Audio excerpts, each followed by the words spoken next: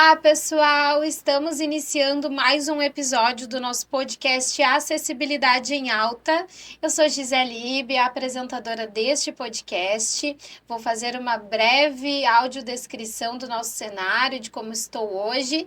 Eu sou uma mulher de pele clara, cabelos castanhos escuros, hoje estão soltos, meus cabelos estão mechados também, com luzes loira. Estou com um lenço no pescoço, com estampa colorida e floral. Também uso acessórios hoje prateados com tons de cristal. Estou vestindo um vestido justo na cor azul e uma camisa jeans sobreposta ao vestido e ao lenço. O nosso cenário, atrás de mim, paredes pretas, cortinas pretas. À minha direita, a televisão reproduzindo a logo do Acessibilidade em Alta. A nossa mesa na cor de madeira, na cor clara, cadeiras pretas. Em cima da mesa, 2 pires pretos, 2 xícaras pretas, garrafa de café, de água, 2 copos de água. Celular também está em cima da mesa, microfones à nossa frente. E bem aqui na minha frente está sentada a nossa convidada de hoje, mais uma convidada bastante especial, esse podcast que, lembrando, prioriza entrevistar mulheres de representatividade. Temos muitos episódios mesmo. Aqui a maioria deles são gravados com mulheres. E hoje não vai ser diferente. Estou com a Marilda, que é mãe de uma menina com síndrome de Down e também é presidente da APAI de Porto Alegre. Então, Marilda, seja bem-vinda. Se cometi algum erro, tu me corrige, por favor, na apresentação. Seja bem-vinda, dá um alô pro pessoal e também pode, por favor, fazer uma breve audiodescrição de como tu está hoje. Olá, pessoal. É um prazer muito grande estar aqui. Eu sou uma mulher negra com a tonalidade da pele marrom claro, tenho cabelos cacheados, uso uma camiseta branca com escritos na cor preta e vermelha, uso um par de brincos na cor clara e também cor marrom. Eu acho que eu me descrevi, né? Descreveu perfeitamente. Então, Tá linda, Marilda. Gente, que prazer estar aqui. Gisele, só fazendo uma pequena retificação. A minha filha, ela não tem síndrome de Down.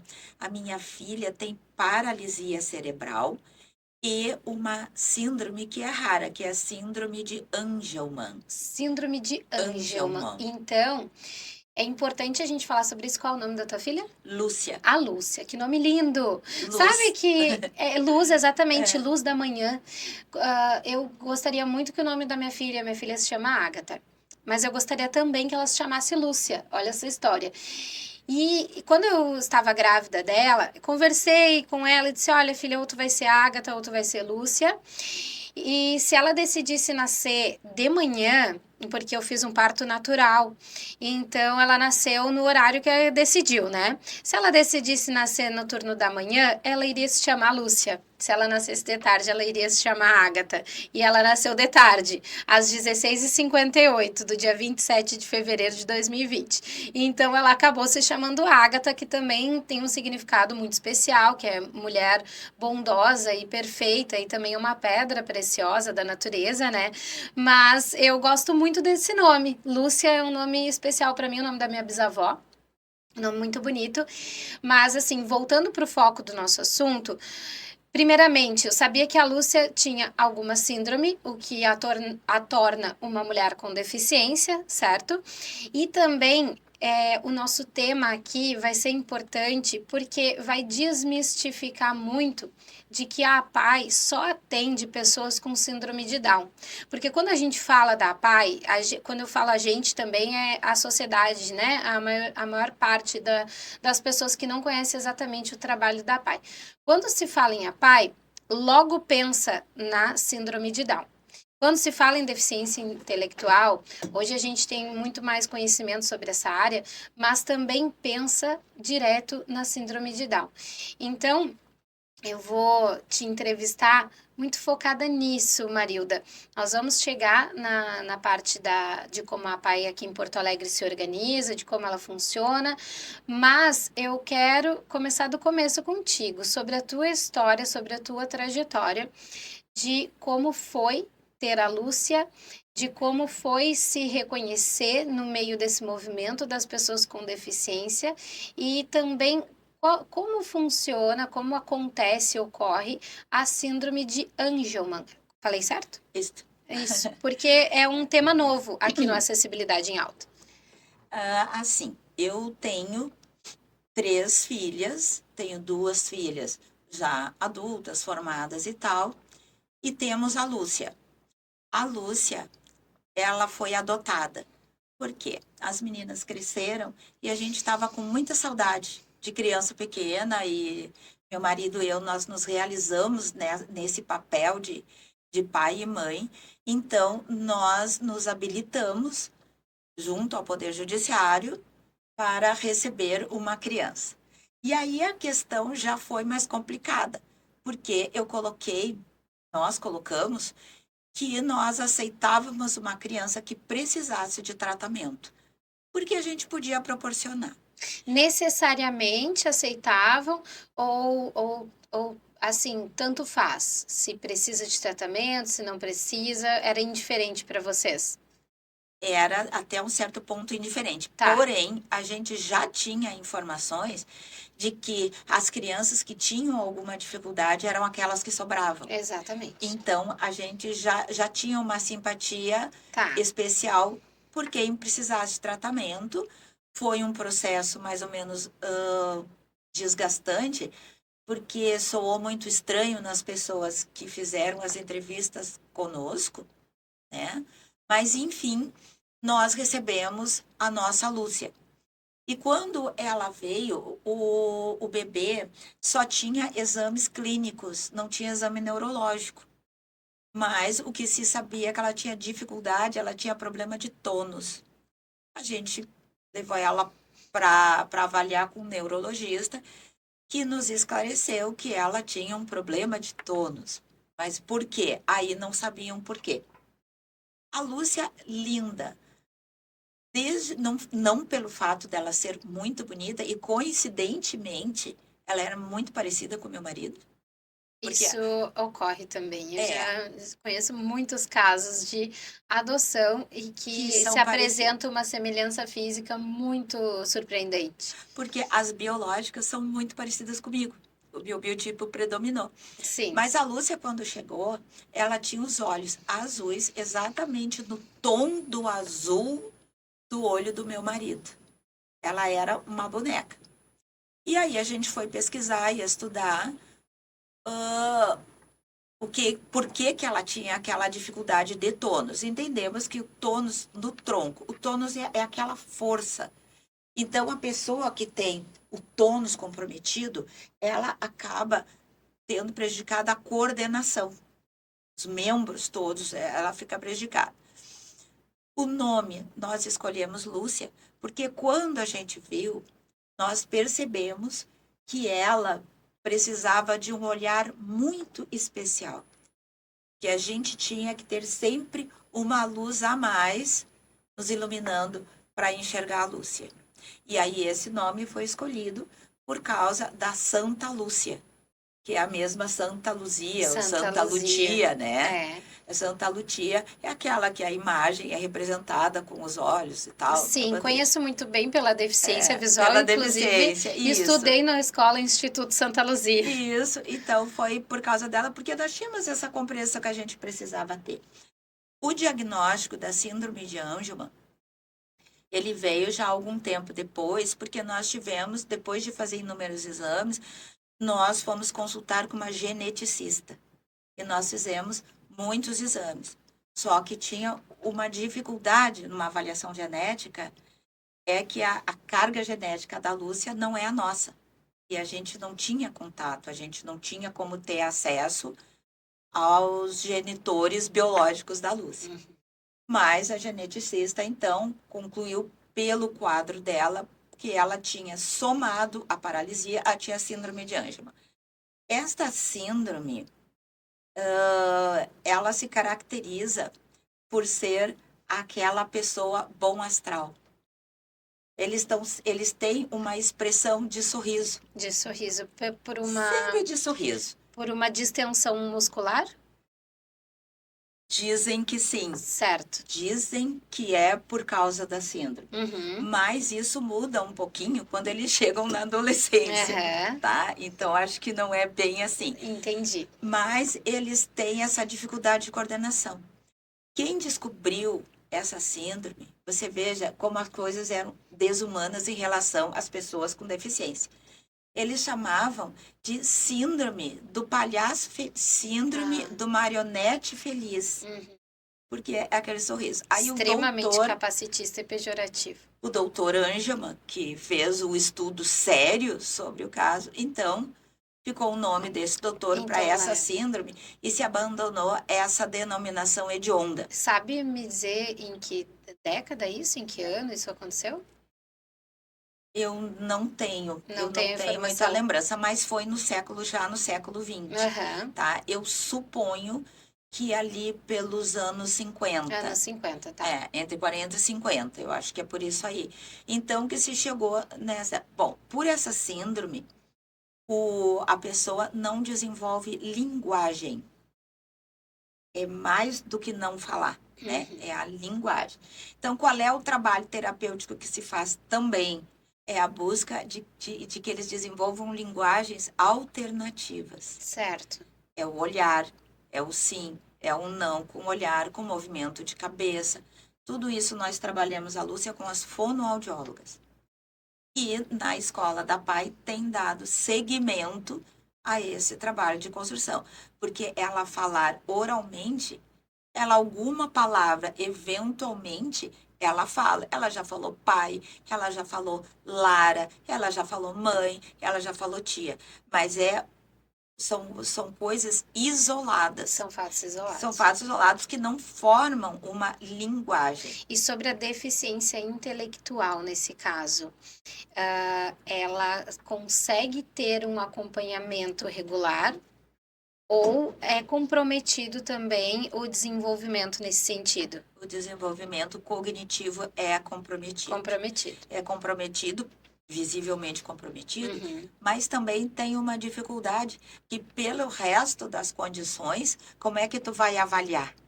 Então, por exemplo, tu vai fazer teste, um QI, alguma coisa, já é bem mais difícil para tu conseguir, né? Então, essas avaliações, elas são, pode-se dizer até que clínicas, né? Mas se sabe que é uma deficiência que ela está incluída dentro da deficiência intelectual. Como a família se organizou com a rotina da Lúcia no dia a dia? Hoje em dia, provavelmente muito mais natural e adaptada. Mas como foi essa organização familiar em torno também das dificuldades que se apresentavam com a deficiência? Olha, nós somos meu marido, eu, as minhas duas filhas biológicas, né, que nessa época estavam ali com a mais nova, estava com 8 para 9 anos, né?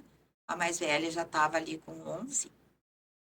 E essa questão da organização, Gisele, ela diz muito com a questão da adoção.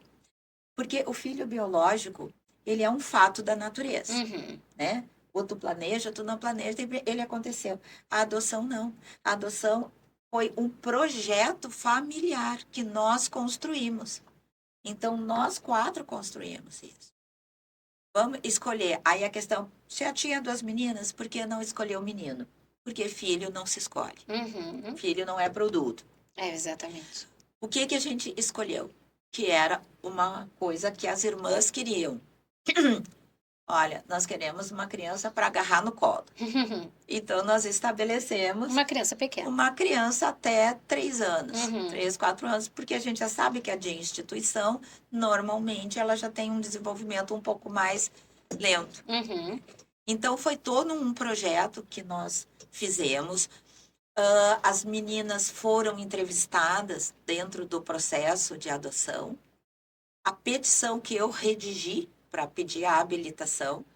Foi a petição, eu escrevi e todos nós construímos a ideia, eu redigi, por causa até da minha formação. Em direito? Então, em direito, Aham. eu sou advogada de Sim. formação.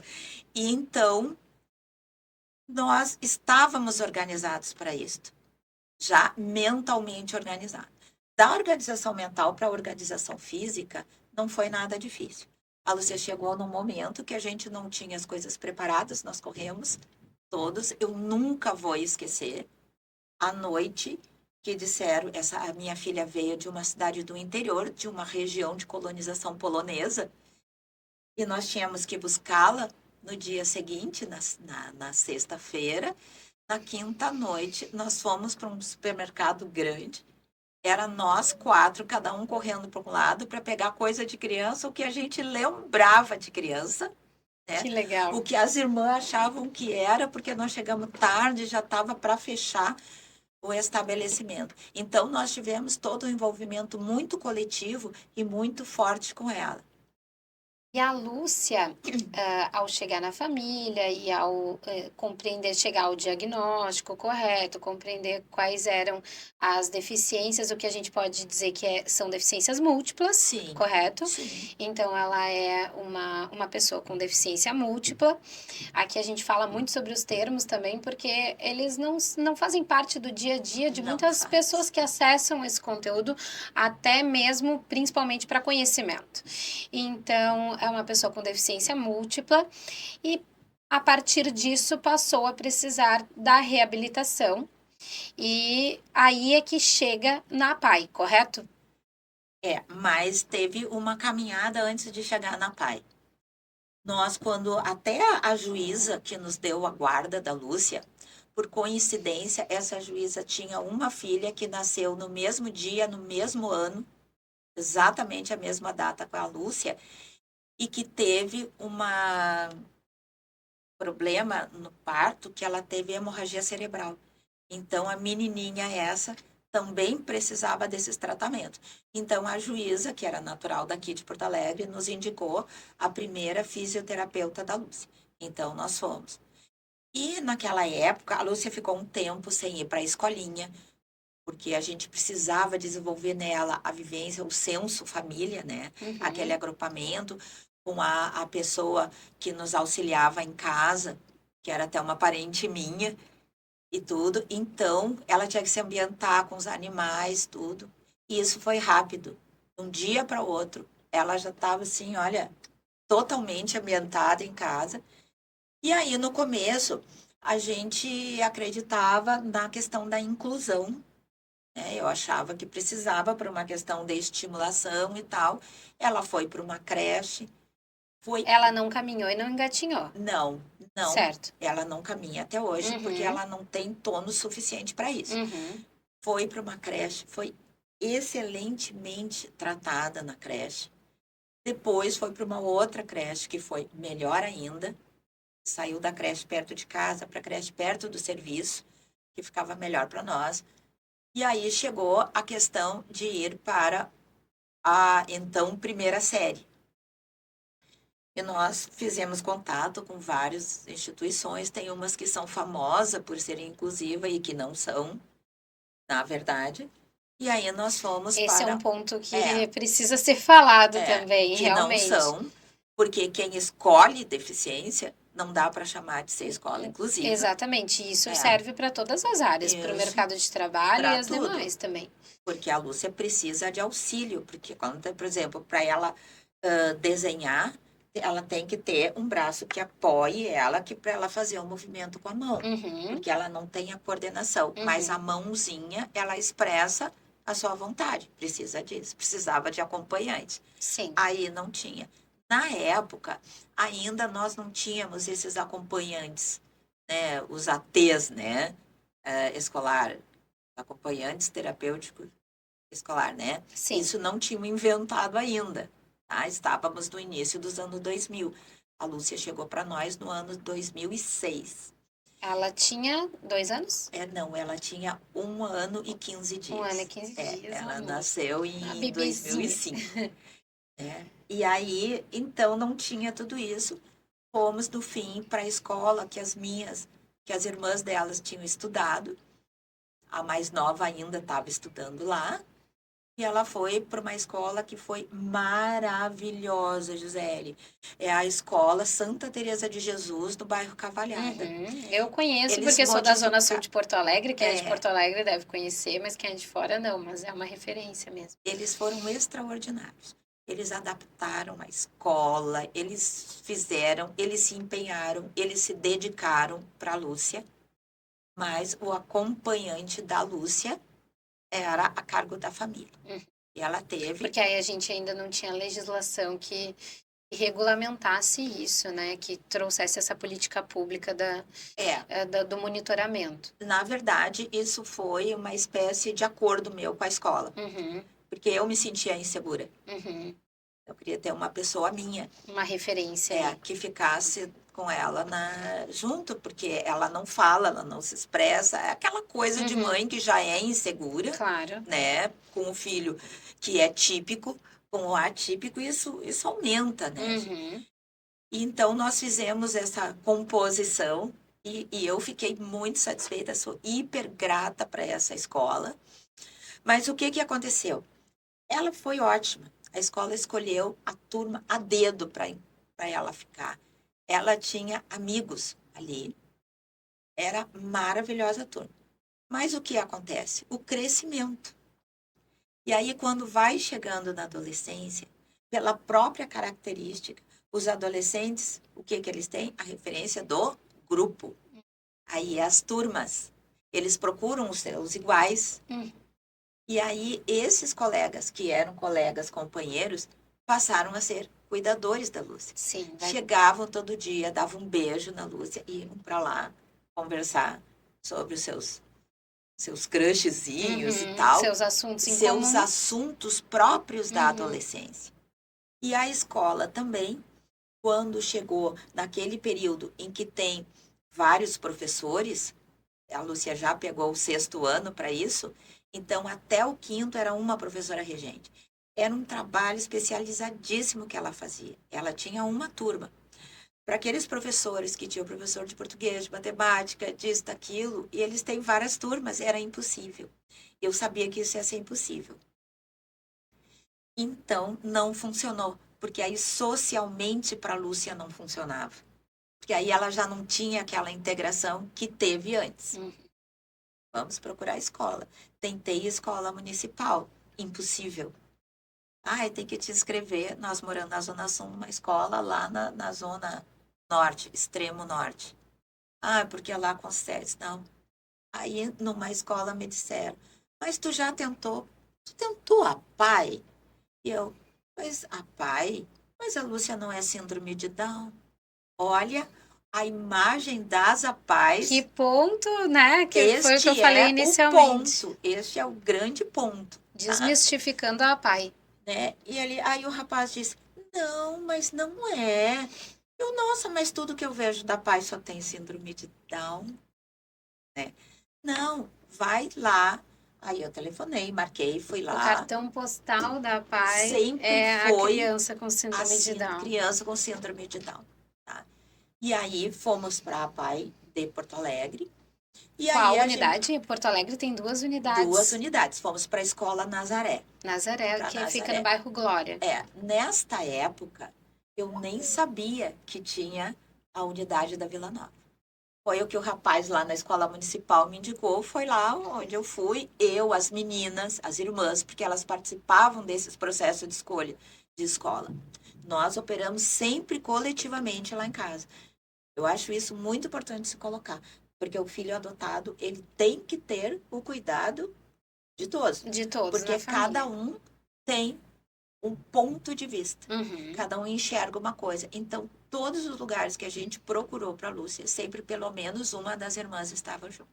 Como na época eu ainda trabalhava, hoje eu sou aposentada, às vezes o meu marido não estava nessas escolhas, porque ele trabalhava também, às vezes o horário não fechava, mas sempre tinha no mínimo 2 da família para ver o lugar que a gente ia levar a Lúcia, por causa da percepção.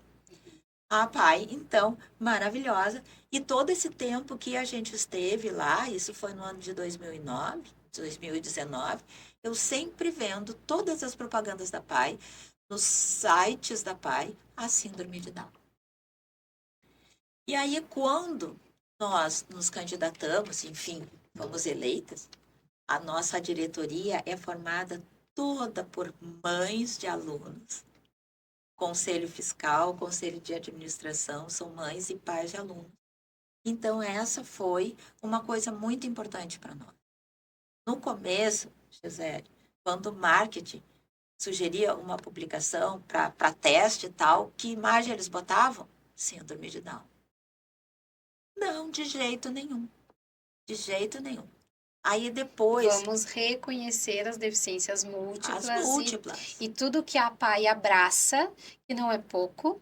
Não é Então, é uma instituição aqui no episódio com a presidente da Federação das APAES do Rio Grande do Sul, nós falamos um pouquinho sobre isso, de que a APAE é uma instituição tão séria, tão importante, com credibilidade, com reconhecimento, com história, 70 anos de história, é isso, né? A PAI no Brasil é No Brasil, 70 anos. 70 A PAI anos de do Rio de história. Janeiro foi a primeira, tá fechando 70 anos esse ano. Pois então, que tem uma trajetória, então abraça tantas causas, e aí a gente não pode somente reconhecer a APAE diante da questão da síndrome de Down. E desmistificar isso é importante aqui no Acessibilidade em Alta. E assim, ó, eu vou te dizer que essa questão de ficar tão focada no Down, ela tem uma fundamentação histórica. Por quê? Só uma brevíssima digressão histórica. Como surgiu o movimento das APAES no Brasil? Casal de pessoas ligadas à Embaixada dos Estados Unidos vieram atuar no Rio de Janeiro e eles tinham uma criança que era portadora de síndrome de Down e não tinha nada. Havia já movimentos de famílias na luta por direito para os seus filhos com deficiência. Só que a luta naqueles tempos era pela não institucionalização dos filhos. Porque o conceito que se tinha, esse conceito que se desenvolveu muito no começo do século XX, estava em alta, era um conceito muito eugênico. Então, os diferentes, eles eram considerados fatores de perturbação e entraves numa sociedade. Então, a ideia, é tão hediondo isso, a ideia era proceder uma limpeza na sociedade. E aí começaram a surgir os manicômios. E manicômio ele tinha essa ideia de colocar tudo no manicômio. Era doente mental, era tudo que era diferente. Era o doente mental, eram estes termos que tratavam a pessoa com deficiência intelectual. Eles eram incluídos nisto, tá? Só que assim, ó, quando o manicômio surgiu, não tinha aquela concepção, vai ser um hospital para um tratamento dos Não, doentes. é um depósito. Não, era a ideia de depósito. Era a ideia de limpeza da sociedade. De retirar de circulação. Retirar de circulação. Como um sistema prisional. E tentar trazê-los para aquele modelo que a sociedade, então, entendia que era o correto, que era o natural. Então, daí nós vemos a história dos manicômios e toda essa luta manicomial, né, que depois se desenvolveu. Antimanicomial, né? Antimanicomial. Então, assim, se a gente olhar na história do Brasil, tem o surgimento dos manicômios, tudo é do começo do século XX. E enormes e grandes, porque colocavam tudo num saco. Então, tinha famílias que não queriam que o seu filho fosse para o hospício. Queriam ter reconhecido, que eles tinham que ser reconhecidos como pessoa. Para ter uma ideia, nessa época, eles fizeram uma luta e conseguiram. Hoje nos causa repulsa, mas na época foi uma garantia para eles, era incluir as pessoas com deficiência dentro da expressão loucos de todo gênero que tínhamos no antigo Código Civil, que era uma forma de proteção. porque aí eles eram considerados incapazes, Sim. até por causa da questão, inclusive, da responsabilização penal, a responsabilização civil. Então, foi uma conquista. Eles caminharam para quê? E aí, eles foram... Eu imagino o desespero que devia ser para essas famílias, porque a gente sabe que nos anos 70 ainda tinha muitas famílias aqui em Porto Alegre que escondiam seus deficientes, que vizinho ninguém sabia que tinha um deficiente, sabe? Que as pessoas iam das casas para procurar, porque não tinha conselho de direito da criança, não tinha nada, né? Então, esse pessoal que veio para o Brasil com a causa do síndrome de Down, eles já tinham um nível de organização. E aí eles foram reunindo as pessoas e fundaram a primeira APAE. Então, daí, eu creio que ficou essa referência da APAE como a síndrome de Down. Entendi. É uma referência histórica. Então, assim, ó, não é uma... Quando eu critico Inicia isso... com a causa, mas posteriormente ela vem tratando Sim, de toda a área da deficiência intelectual, das deficiências múltiplas, foi pela sua ampliando. história. Foram ampliando. Paralelamente a isso, nós tivemos o progresso intelectual, o progresso tecnológico da própria sociedade, com o desenvolvimento da pedagogia, com o desenvolvimento da psicologia, com o surgimento das fisioterapias, né? Com os métodos educacionais que surgiram tantos na Europa no final do século XIX, e que ali no século XX estavam chegando no Brasil adentrando na República, muitas coisas modificando. Então, o movimento apaiano ele foi crescendo. E esses pioneiros são uns heróis. Então, eu acho que está muito ligado a isso, a ideia de representar a síndrome de Down. Compreendi. Né? Até porque... Uma aula da história da PAI. Que legal. Não, até porque muitas deficiências, elas passam a ter diagnósticos só mais recentemente, por causa, inclusive, do desenvolvimento da tecnologia, Da ciência. Da ciência, toda a pesquisa genética.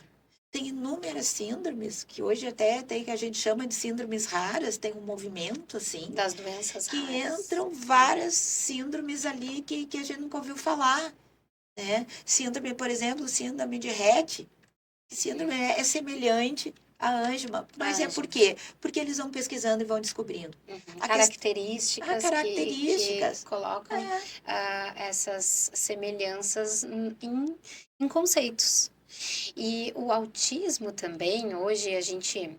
Inclusive, estamos no Abril Azul, Sim. falando bastante sobre a causa do autismo, que também, a partir de um determinado momento, vem ser reconhecido como uma deficiência intelectual e está dentro do direito das pessoas com deficiência também, aqui no Brasil, mas que também é atendido pela PAI.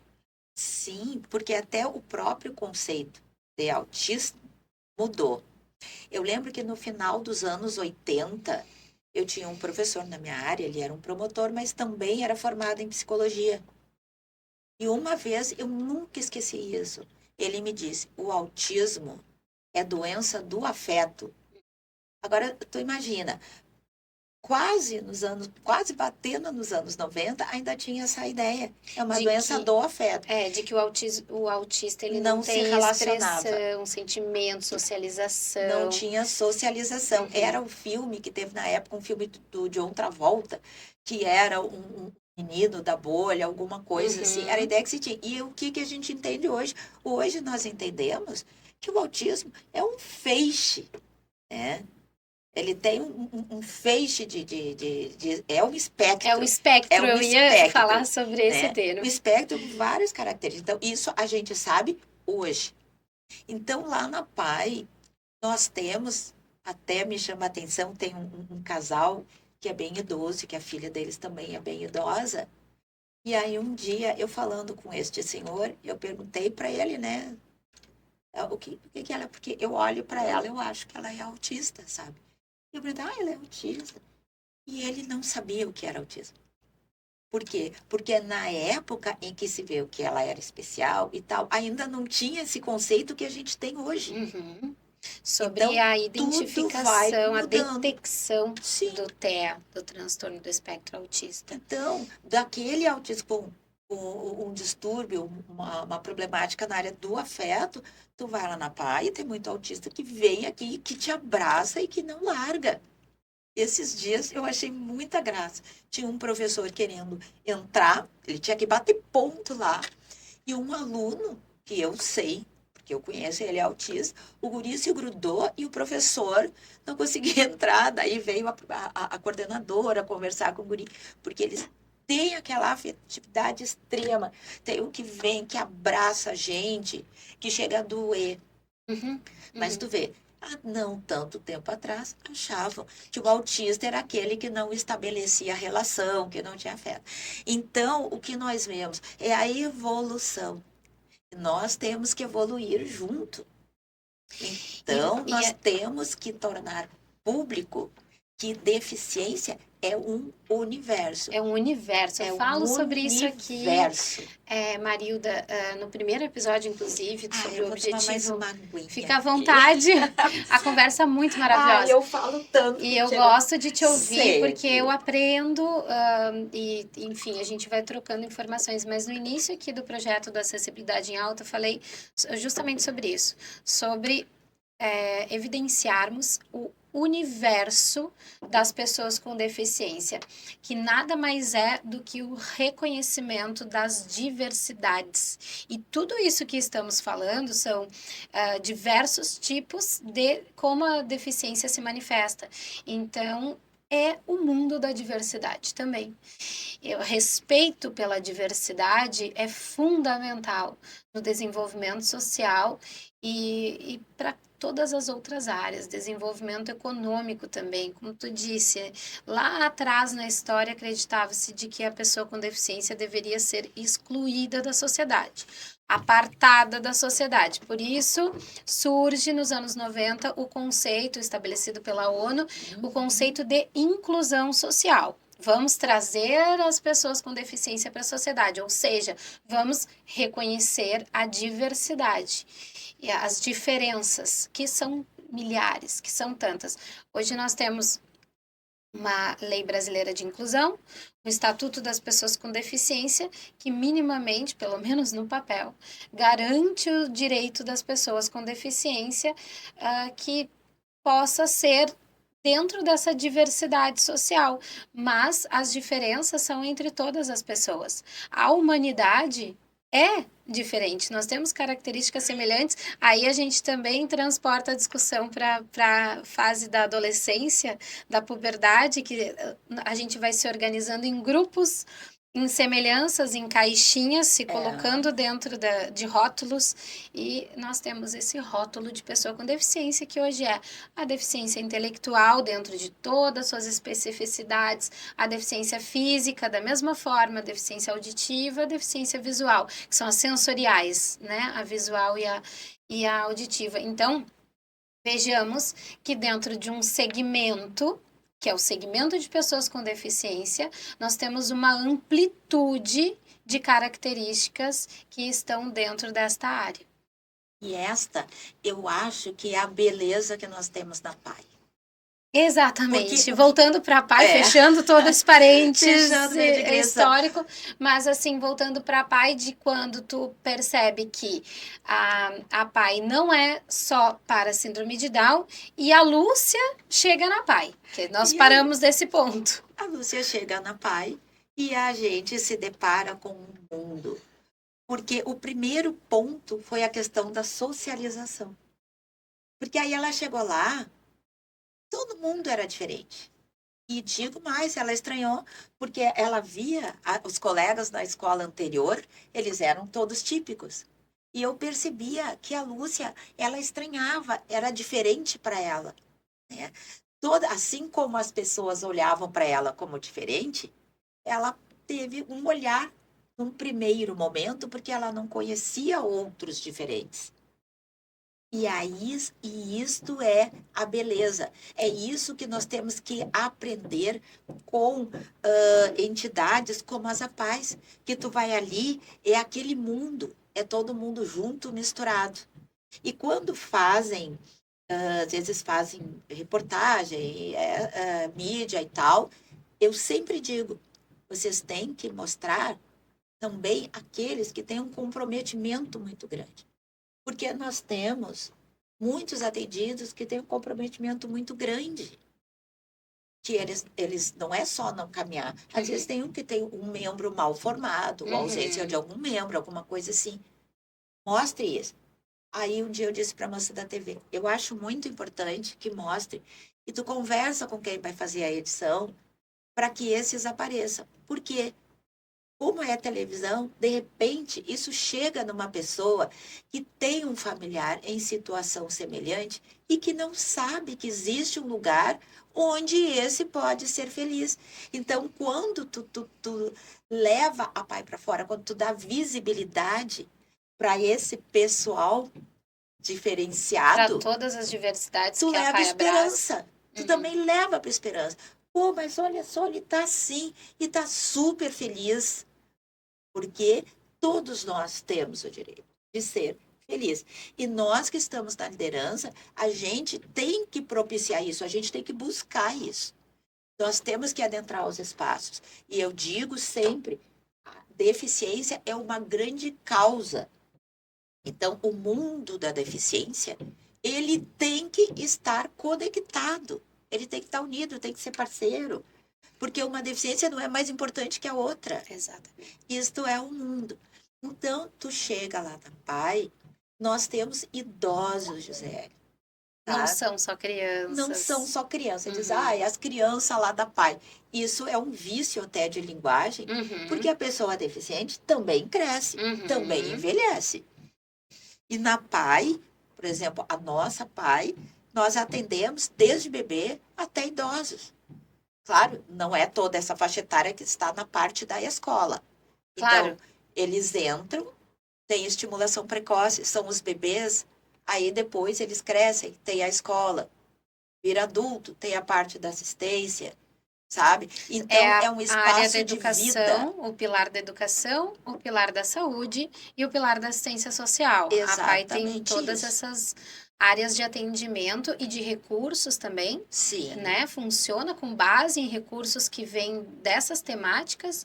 Então, o ensino fundamental, a PAI ela se organiza somente com o ensino fundamental, né? ensino básico, A parte né? escolar, de ensino básico, escola infantil, agora também retomando, né?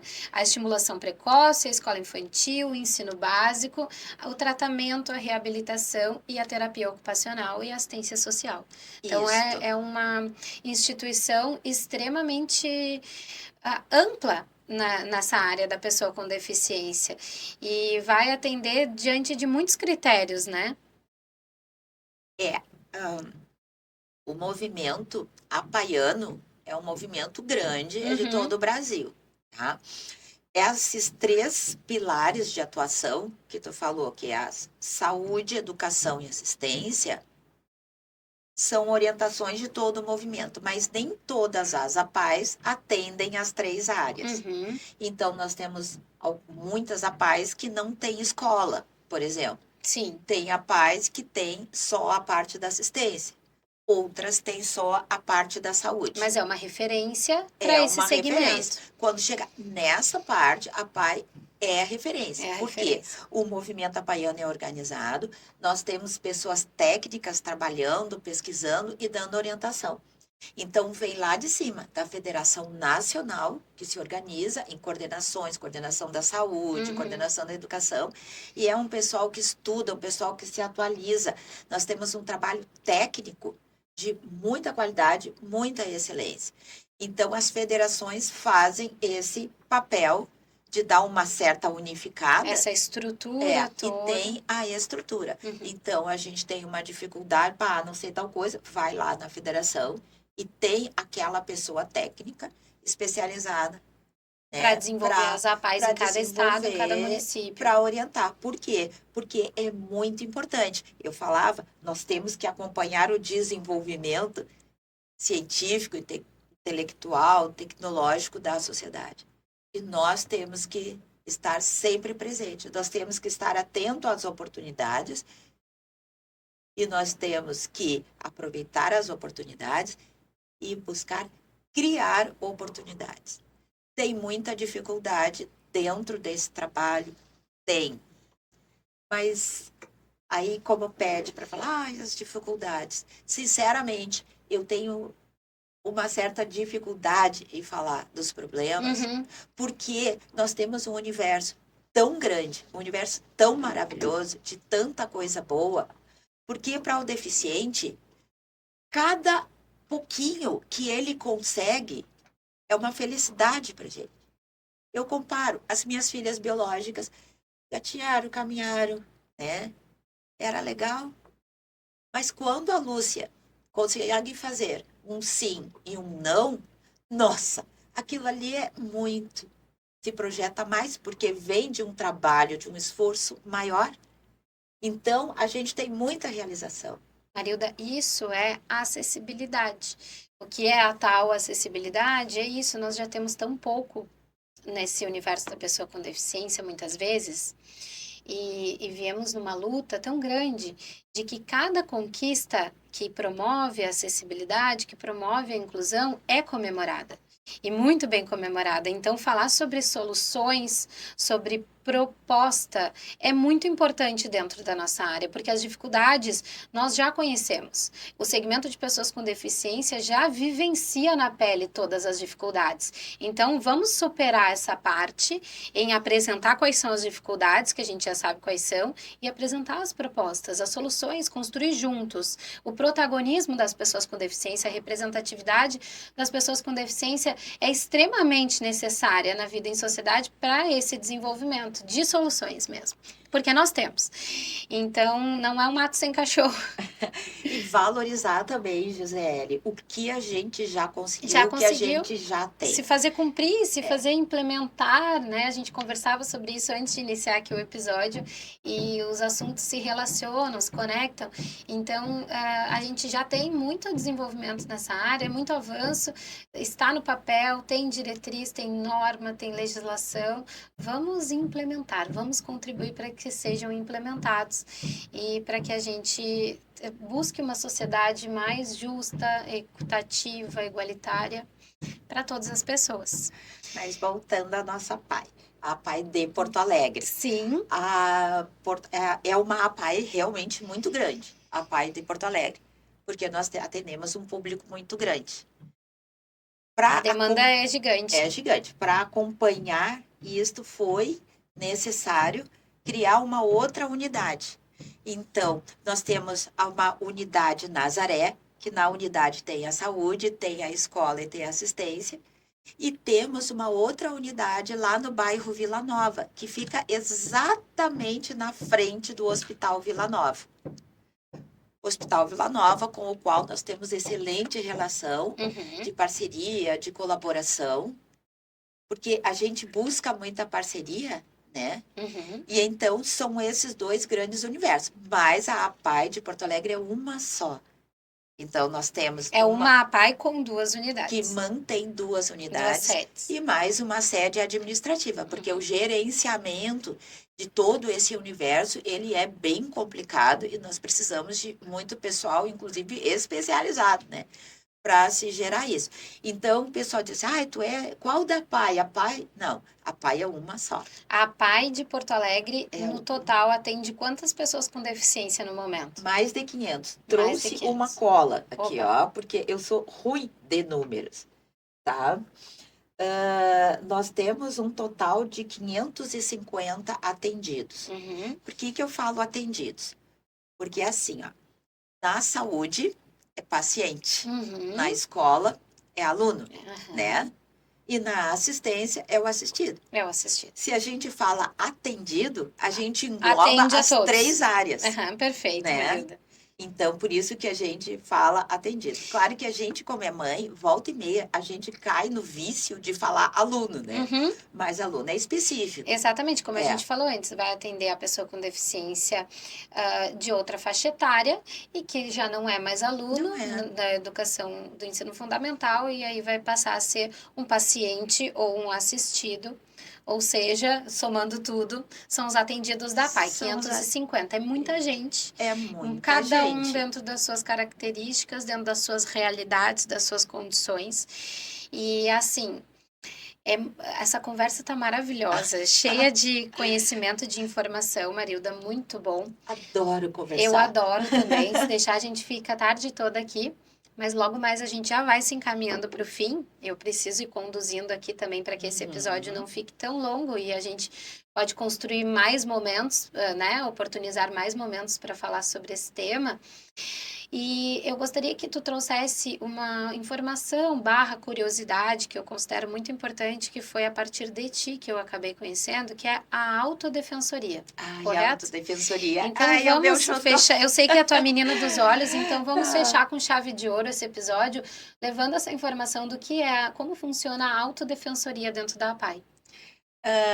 a APAI, ela tem os seus atendidos, mas a APAI não funciona como aquela galinha que quer todo sempre debaixo das asas. Nós objetivamos que eles construam a sua independência, que eles consigam se inserir dentro da sociedade. E que essa construção, digamos assim, tem que ser feita coletivamente. Então, existe no movimento apaiano os autodefensores. Isso no Brasil. No Brasil, Tá. o movimento apaiano, ele é organizado a partir de Brasília e ele é todo simétrico, Uhum, né? Então, os autodefensores é um casal, é um rapaz, uma menina, uhum. que são eleitos pelos atendidos para serem os seus representantes, a sua voz. Então, os autodefensores, eles levam para a diretoria, por exemplo, o que eles estão achando, eles reclamam As demandas. as demandas Uhum, deles. Então, é uma forma de a gente ter o ponto de vista deles. uhum. Isso aí é uma coisa parecida com a relação de mãe com os filhos. A gente acha que uma coisa é muito boa para os filhos, e aí um dia na adolescência ele diz: Mas tu quer me governar? Isso aqui é ruim, eu não gosto. Então, cada unidade da APAI Não, elege seus não, autodefensores? é um autodefensor. Porque assim, a PAI de Porto Alegre, ela é uma exceção. Ela ter duas unidades é uma exceção dentro do movimento apaiano. Sim, Então, o autodefensor é uma eleição geral dentro da PAI. tá. Porque ele não é autodefensor da Nazaré e autodefensor É, da João Alfredo. é Ele é da autodefensor PAI. da APAI de Porto Alegre. Isso. Cada Aham. município que possui a PAI Deve ter o seu casal elege o seu casal de autodefensores. autodefensores. E aí, no conselho, os conselhos e as coordenações do movimento também tem a coordenação de autodefensoria, tem a Ou coordenação seja, é regional. um Ele movimento das existe. próprias pessoas com deficiência Aham. atendidas pela APAI, organizado em forma de conselho, de grêmio, para que possa levar essa voz das pessoas que estão sendo atendidas dentro da instituição. Não é exatamente o Grêmio, tá? Tá. Assim como, por exemplo, na APAI existe a diretoria executiva, existe conselho fiscal, conselho de administração, existe autodefensoria e existe coordenação de família, Uhum. tá? Tá. Então, os autodefensores, eles são, pode-se dizer assim, até entre aspas, um órgão da APAI. Mas o papel deles é levar para o movimento apaiano a visão deles. Uhum. E existe os encontros de autodefensores, existe o congresso dos autodefensores. No ano passado teve a eleição para o autodefensor estadual. Tem o regional e depois o estadual. Também é um casal. É sempre um casal, Uhum. né? A gente, Porto Alegre, até concorreu, mas o nosso acabou ficando em suplente. Aham. Mas é assim, e eles têm papel próprio. Quando eu vou representando a PAI em lugares, eu quero levar pelo menos um do casal. Do casal. Porque tem um que tem um pouco mais de autonomia, o rapaz tem um pouco mais de autonomia do que a menina, que é a primeira vez que está nesse papel de autodefensora. Então, ela ainda está sendo trabalhada. Então, esse é o lado muito democrático da APAI.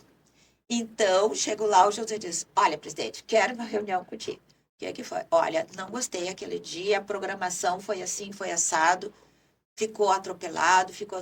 Ah, então tá, vamos ver para melhorar isso. E uma referência Eles para que têm. os atendidos se reportem aos Para seus se reportem autodefensores para também, se eles. reconheçam dentro daquela Isso, instituição. que se reconheçam, porque É eles são... protagonismo. É protagonismo, é isso. Chamam de autogestão, autodefensoria. Quer dizer, eles que vão Gestar, gerir. gerir, né, o movimento. Então, nós sempre temos que ouvir os autodefensores. Eu tenho o maior orgulho dos autodefensores, porque isto é uma singularidade da APAI, né? Do movimento apaiano. Do movimento apaiano. E tem uma coisa só que não ficou claro, Gi, bem rapidinho, que na parte da assistência a gente tem o que se chama de oficinas. E nós temos uma oficina que é muito importante, que se chama Preparação para o Mundo do Trabalho, onde esses assistidos, eles são efetivamente preparados para isso, para posteriormente serem colocados no mercado de trabalho com parceiros da APAI. Aí o assistido troca de oficina para o acompanhamento no mundo do trabalho. Então, isso tudo é no foco da autonomia, da construção da autonomia. Exato. Manda eles, os que conseguem chegar a esse desenvolvimento, entrarem no campo de trabalho. O nosso autodefensor, ele já trabalhou, teve uma experiência boa, teve uma experiência má, mas ele é sempre ligado na PAI. Disposto a chegar a esse nível de desenvolvimento. Aqui nesse canal, nós também já falamos sobre a inclusão no mercado de trabalho, sobre lei de cotas, sobre o acompanhamento da inclusão das pessoas com deficiência no mercado de trabalho. Temos pelo menos 2 episódios falando sobre isso. O que a gente sabe que vai incluir todas as pessoas com deficiência, sejam elas pessoas com deficiência intelectual, também como os atendidos da APAI. Então, nós podemos entender que a inclusão no mercado de trabalho, ela se efetiva também a partir desse acompanhamento, a partir da compreensão da empresa, dos empregadores, da pessoa com deficiência e vice-versa. Então, é interessante saber que a APAI também faz esse acompanhamento, que a gente não pode simplesmente largar as pessoas com deficiência para o mercado de trabalho e não promover a inclusão, de fato. Né? Porque não são só números. Então, vamos promover a inclusão. Como tudo que a gente falou aqui. Aquele que recebe o deficiente, ele também tem que ser trabalhado. Então, Exatamente. a gente primeiro trabalha eles. Por isso que se manda para os parceiros, né? Marilda, que especial a nossa conversa. Que bom te ter aqui. Te reforço que o Acessibilidade em Alta está de portas abertas para que a gente tenha mais momentos, mais conversas, mais trocas. Também podemos trazer atendidos da APAI, ou quem sabe ótimo, o casal de autodefensores, esse casal porta-voz da APAI, para vir aqui falar conosco, trazer e compartilhar as experiências também e o conhecimento deles. Então, fica esse convite, te deixo nas mãos essa missão de convidá-los e trazer aqui no Acessibilidade em Alta, vai ser muito importante. Então, muito obrigada pelo teu tempo, tua disponibilidade, tudo que tu nos trouxe aqui. Vou pedir para que tu te despeça do pessoal, mas nós vamos deixar aqui na descrição do vídeo também contatos da APAI de Porto Alegre, o @ do teu Instagram, redes sociais, enfim, para que as pessoas também possam se conectar com vocês. Olha, eu passei aqui contigo, Gisele, mais uns momentos, né? Que toda vez que encontro a Gisele é muito legal. Um momento muito especial. É um momento muito especial para a PAI, um momento muito especial para a causa da pessoa com deficiência e um momento de extremo prazer. Uma alegria de estar aqui, de ter essa oportunidade de falar sobre a nossa instituição, que é uma senhora, uma sexagenária, a PAI de Porto Alegre. E assim, com muita leveza, com muita alegria. E a PAI de Porto Alegre está aberta inteiramente e sempre para ti, Gisele, e aqueles que trabalham contigo dentro desta causa da pessoa com deficiência. Muito obrigada, Marilda. Espero que compartilhem esse episódio com conteúdo tão relevante, esse episódio que eu particularmente quero chamar de Movimento Apaiano. Então, é um conteúdo com muita informação. Curtam este vídeo, comentem, deixem suas sugestões, se inscrevam no nosso canal. Acessibilidade em Alta é muito importante para multiplicar a causa do universo das pessoas com deficiência. Muito obrigada por estarem conosco em mais esse episódio. Até o próximo e tchau, tchau!